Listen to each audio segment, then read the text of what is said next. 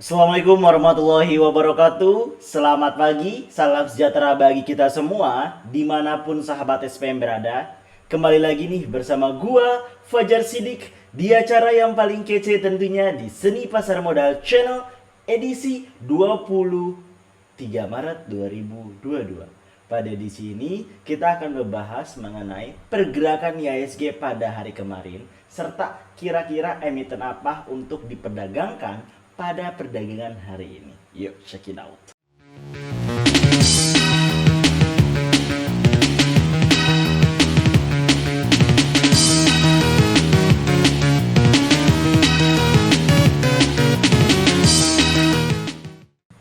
Analisis teknikal saham harian 23 Maret 2022. Pada edisi ini kita akan ngebahas mengenai perdagangan lalu di hari Selasa tanggal 22 Maret 2022 di mana ada sedikit kejutan, yaitu adalah kemarin gua memprediksi akan terbentuk yang namanya gap down. Ternyata tidak ada volume yang mendukung hal tersebut. Dia malah pada awal sesi membentuk yang namanya gap up. Apa itu gap up? Gap up itu adalah selisih yang dibuat antara harga penutupan pada perdagangan di hari Senin dan harga pembukaan pada perdagangan hari tersebut atau di hari esoknya. Ini terjadi gap yang luar biasa tinggi menurut gua, dan ini menandakan bahwa terbentuklah yang namanya level support yang kuat di sini di 6976,00. Lalu setelah terjadi gap up yang luar biasa, tidak ada tenaga lagi nih yang buat untuk menaikkan atau menurunkan dari yang namanya emiten atau IHSG secara overall. Sehingga inilah satu wilayah arsir yang kuat atau support dan resisten yang kuat pada perdagangan kemarin, yaitu berada di daerah 6900,01 dan 6995,78. Ini adalah resistennya dan ini adalah area supportnya. Hari ini ditutup dengan mencoba level resisten di 6995,78. Kita lihat secara overall bahwa pertumbuhan atau volume yang masuk antara asing dan domestik memang tidak bisa terlihat dengan gamblang di teknikal ini. Ini volume ini adalah menggambarkan secara keseluruhan yang terjadi baik dana masuk maupun dana keluar pada perdagangan hari tersebut. Kenapa sih bisa terbentuk yang namanya gap up? Ini tidak terlepas dari yang namanya aksi asing. Jadi ada asing yang masuk ke backbone dari IHSG pada awal-awal sesi, yaitu ada di emiten BBRI, Inco, dan juga di emiten ASI, Astra Indonesia. Tiga emiten inilah yang menjadi penyumbang dari kenaikan dari IHSG pada perdagangan lalu. Artinya di sini yang berperan adalah investor asing dalam menaikkan dan menjaga dari pergerakan IHSG pada perdagangan lalu. Kenapa bisa seperti itu? Padahal hari Senin itu mengalami penurunan. Tapi kenapa Selasa dia malah stagnan, malah terbentuk gap up?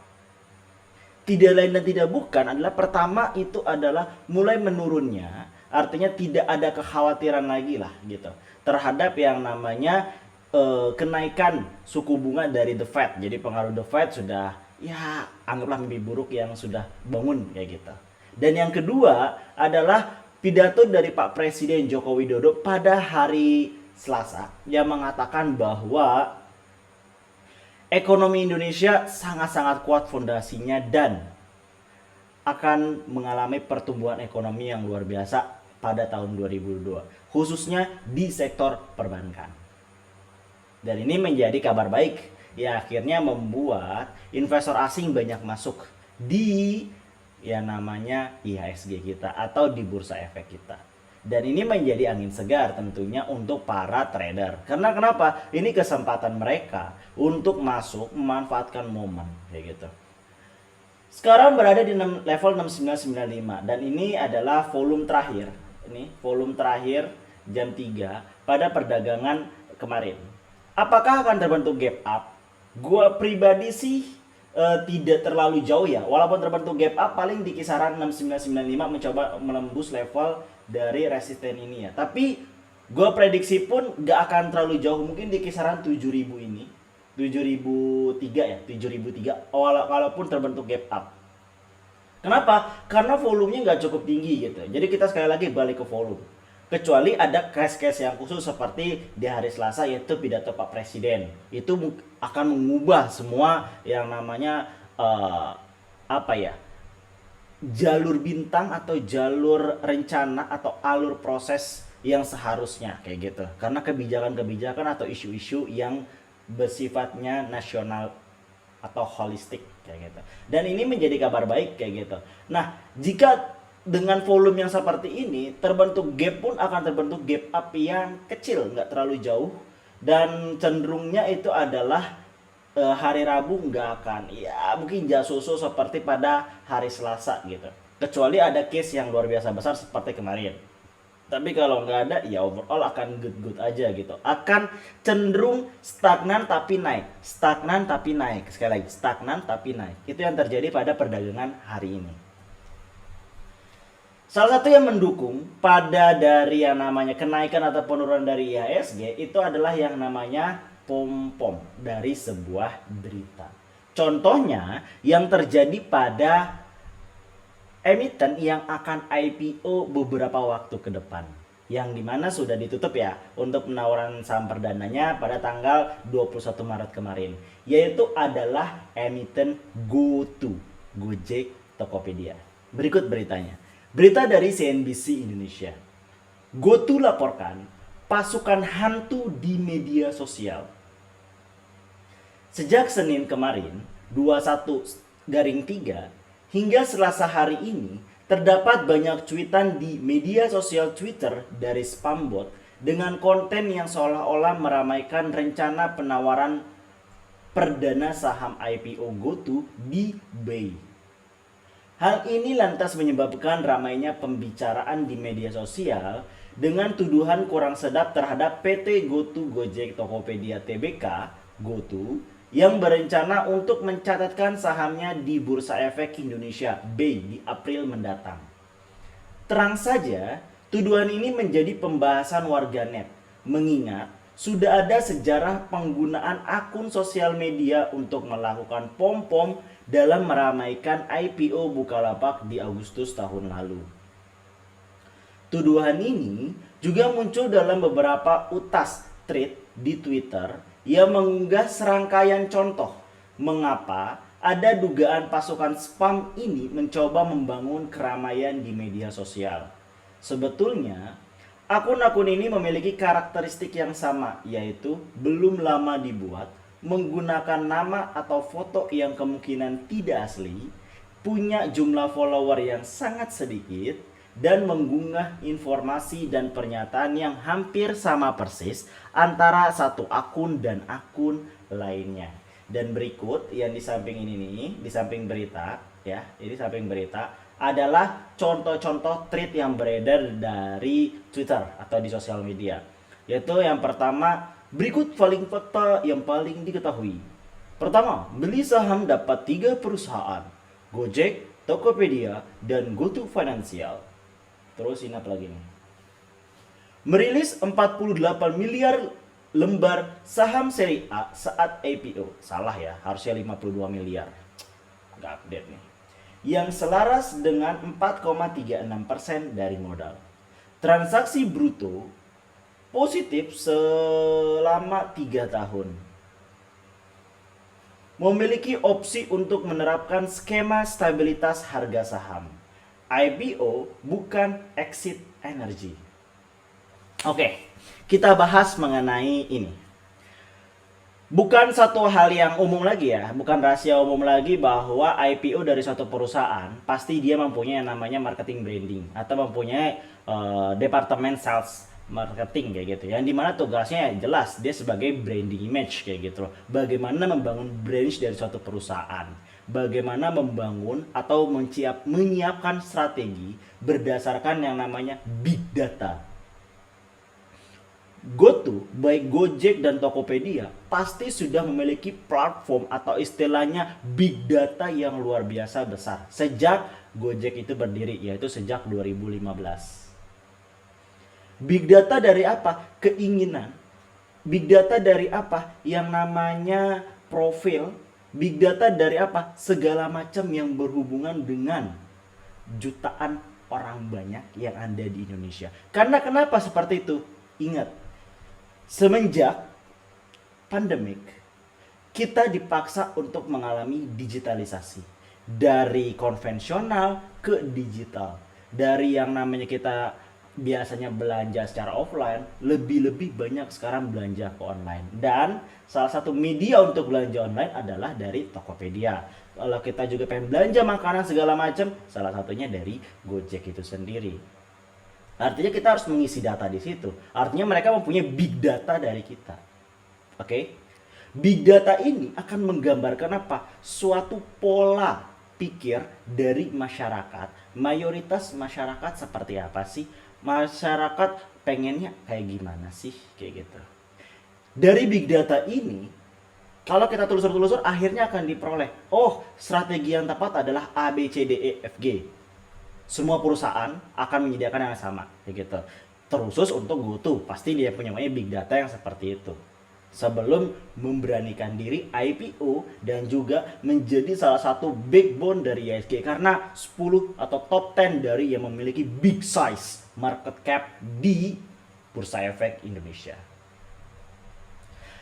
Bagaimana cara supaya hype ini terjaga? Sebenarnya udah ketara banget, udah familiar banget sejak apa? Sejak akhir tahun kemarin, sejak di bulan 2021, pertengahan atau sekitar September Oktober, itu udah rame banget gitu loh. Mengenai yang namanya IPO dari Gojek. Banyak banget maintenance berita yang dibuat untuk biar orang selalu teringat dengan kata-kata GoTo, GoTo, GoTo, GoTo, kayak gitulah. Apalagi pada saat Bukalapak IPO, jebret itu. Biar nggak kalah sama Bukalapak, harus di maintenance dulu. Tiap bulan itu harus ada berita yang menghebohkan, kayak gitu. Lalu yang terjadi saat ini, adanya pasukan hantu di media sosial yang istilahnya memberikan fakta-fakta ataupun istilahnya pom-pom-pom-pom, ya. Apakah itu diperbolehkan? Ya kalau gue sih sah-sah aja ya. Kalau perusahaan memang kalau misalkan perusahaan tersebut yang menyediakan tersebut, atau misalkan memang ada yang namanya gajah yang sudah membeli atau istilahnya mendapatkan gitu ya, atau istilahnya dia memesan jumlah, kan itu ada 52 miliar nih lembar saham yang beredar. Jika dia mempunyai 100 lembar atau 100 ribu lembar atau 1 miliar lembar atau 10 miliar lembar dari IPO, lalu dia memberitakan hal tersebut dengan tujuan apa? Biar hype masuk, biar harga naik. Oke? Apakah ini sah-sah? Sah aja. Jadi ada banyak faktor. Bisa dari perusahaannya memang, atau memang dari si gajah. Gajah itu siapa sih? Itu pertanyaannya. Gajah itu adalah seorang yang sangat pintar dalam memutarkan uang atau menghasilkan uang. Oleh karena itu sering disebut sebagai smart money. Gajah ini bisa bersifat perseorangan, bisa bersifat kelompok. Perseorangan kita tahu ada beberapa yang sudah terkena kasus ya, yang sekarang udah di penjara atau di pengadilan kayak gitu. Dan ada juga yang berdasarkan kelompok. Jadi ada dua nih, berdasarkan perseorangan atau berdasarkan kelompok. Oke, clear sampai sini. Banyak cara yang digunakan oleh gajah untuk menghasilkan keuntungan.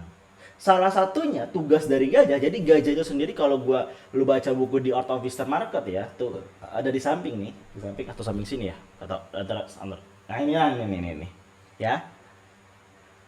Itu merupakan yang namanya apa ya disebut ya? Ada 3 klasifikasi. Pertama mama gajah, kedua anak gajah, yang ketiga prajurit gajah. Mama gajah itu adalah yang disebut sebagai seorang orang atau kelompok yang memiliki dana jumlah yang nominalnya tidak terbatas, di mana dia bisa mengatur. Salah satunya adalah psychology market. Dengan cara apa? Menaikkan dan menurunkan saham dengan mudahnya, kayak gitu. Itu adalah seorang mama gajah. Kita turun ke yang namanya anak gajah. Anak gajah inilah yang tugasnya untuk yang namanya mempom-pom kayak gitulah. Dengan pasti mempunyai tujuan-tujuan tertentu. Anak-anak gajah pun dibagi-bagi lagi kayak gitu. Nah, kita menjelaskan ke sini. Jadi ada anak gajah yang berfokus kepada yang namanya saham-saham IPO. Jadi fungsinya apa? Kan penawaran perdana udah tutup. Kenapa fungsinya? Fungsinya untuk menjaga hype hingga tanggal 4 April nanti. Untuk apa? Biar ia nggak kedapetan bolanya nih, akan mengantri di pasar reguler. Saat mengantri di pasar reguler, harga akan naik-naik terus. Artinya apa tujuannya? Untuk auto reject atas. Unusual market activity. Tujuannya sederhana, yaitu adalah men-keep berita biar selalu atau maintenance biar selalu ada di benak masyarakat. Dengan cara apa? Dengan cara meme-meme seperti ini. Meme-meme seperti ini memang kalau dari gua lihat berarti big data yang didapatkan yaitu adalah bahwa orang Indonesia mudah menangkapnya atau mudah tersuggest, yaitu salah satunya dari meme. Akhirnya dibuatlah meme-meme seperti ini. Apakah sah saja? Ya sah-sah aja menurut gua. Ya dan juga orang usaha kan. Orang usaha kan banyak cara yang dilakuin. Selama itu tidak melanggar dari yang namanya undang-undang dasar kayak gitu. Tidak melanggar dari yang namanya hukum positif. Dan ini sah-sah aja. Apakah ada kasus penipuan di sana? Untuk saat ini nggak ada. Karena kenapa? Di sini hanya mengajak kan, memberitahukan. Tinggal pertanyaan apakah itu hoax atau enggak. Nah ini yang harus kita telaah lebih dalam. Sebagai contoh, 48 miliar lembar saham. Kalau lu baca prospektus ya, yang benar 52 miliar lembar saham. Karena itu bisa lu koreksi, kayak gitu. Mana yang berita hoax atau yang namanya berita yang benar-benar berdasarkan real fact. Mungkin sebagian orang akan mencek situ, tapi akan sebagian orang yang tidak mengecek hal tersebut dan akan tergoda. Mungkin. Dan inilah fungsinya YouTube ini. Fungsinya channel ini untuk membantu lu biar nggak mudah ya namanya terjebak jebakan gajah. Gue udah ngejelasin di hari Minggu, lu bisa lihat ya playlistnya atau videonya mengenai bedah prospektus dari GoTo. Apa yang harus lu lakuin, apa yang harus lu lihat di prospektus, dan apa kesimpulan yang diambil menurut versi gua. Dan kalau mau ikutin silahkan, kalau enggak monggo. Kurang lebih itu, oke? Jadi kita udah ngebahas mengenai GoTo. Jadi mungkin udah cerahkan lah ya. Kita lanjut. Tentunya adalah ini yang ditunggu-tunggu adalah emiten yang diperdagangkan pada hari ini. Yaitu di sini gue pakai dua indikator, Bollinger Band dan indikator Kanner Relative Strength Index.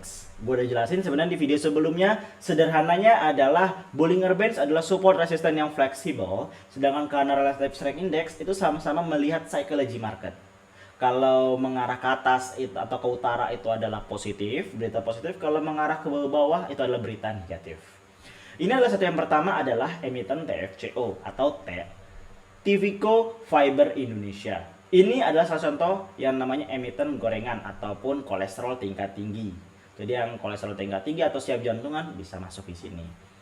Karena kenapa? Lihat bentuk candle-nya nggak jelas, bentuk candle-nya nggak jelas, nggak rapi. Itu adalah suatu yang namanya kolesterol atau saham gorengan gitu. Di sini lu bisa beli karena dia mengarah ke atas ya. Saat mengarah ke atas artinya strong trendnya kuat. Pada saat ini adalah berita positif ya. Berita positif walaupun sudah jenuh ya. Sudah jenuh artinya sini akan naik dulu untuk dia sekitar 9.00 sampai 9.15 sebelum akhirnya akan mengalami penurunan. Tapi itu udah cukup untuk menaikkan atau lu beli di 760 sampai 780, cut loss di 720, jual di 785 sampai 805. Yang kedua adalah SMCB. Untuk SMCB bisa dilihat di sini strong uptrend ya. Kenapa? Nih lihat, strong uptrend. Masih positif banget dan ini juga masih ngebuka lagi, ngelebes. Jadi dia akan masih strong uptrend ke sini. Jadi lu bisa beli di 1725 sampai 1735, cut loss di 1715, jual di 1740 sampai 1745. Yang ketiga adalah emiten ALI, Astra Agro Lestari. Bisa dilihat di sini strong trendnya mungkin udah mulai mengecil ya. Kalau lihat dari ininya udah mulai ngecil nih ke sini ntar nih, ujung-ujungnya begini.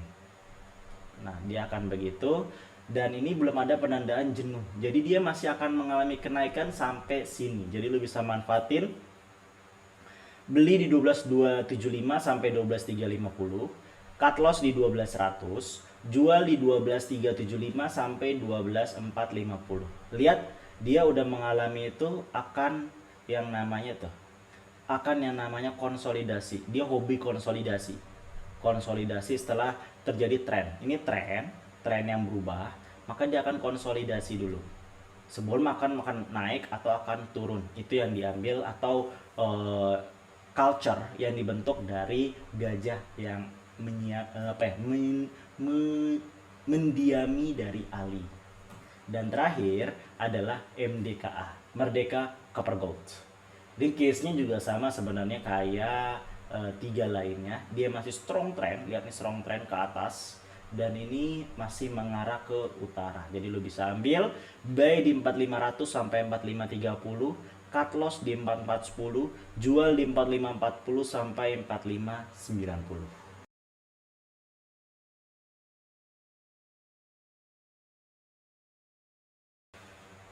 Kurang lebih itu yang bisa gue sampaikan pada perdagangan hari ini. Silakan digunakan dengan baik ya trading plan yang udah gue kasih dan terhadap pom-pom yang tadi terhadap pom-pom news. Artinya di sini kuncinya lo harus yang namanya peka atau lo harus mengidentifikasi kembali. Jangan langsung termakan dengan yang namanya meme. Lo harus cek kembali apakah itu berita hoax atau bukan. Nggak peduli itu berasal dari mana atau itu pom-pom atau bukan. Selama lu mempunyai ilmu dan lu mau menelaah lebih lanjut, maka lu gak akan tertipu dengan mudah terhadap hal tersebut. Salah satunya udah cerdas memilih video ini atau mensubscribe video ini, like dan komen. Biar apa? Konten ini naik dan lu makin yang namanya tercerahkan. Gue Fajar Sidik pamit, bye bye.